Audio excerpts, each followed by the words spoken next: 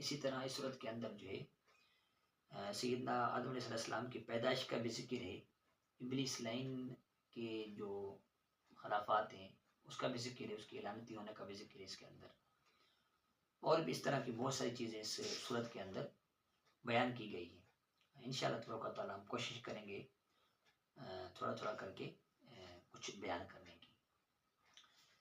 بسم اللہ الرحمن الرحیم، الف لام میم ذالک الکتاب لا ریب فیہ ھدی للمتقین۔ اللہ کے نام سے شروع جو بہت مہربان نہایت رحم کرنے والا۔ الف لام میم حروف مقطعات میں سے ہے۔ مقطعات وہ حروف ہوتے ہیں جن کا معنی ہم کو پتہ نہیں ہوتا، نہ مراد پتہ ہوتی ہے۔ کچھ متشابہات ہوتے ہیں جن کا معنی پتہ ہوتا ہے لیکن اس کا مفہوم ہم کو پتہ نہیں ہوتا، اس سے مراد کیا ہے، مطلب ہم کو پتہ نہیں ہوتا، معنی پتہ ہوتا ہے، اس کو کہتے ہیں متشابہات۔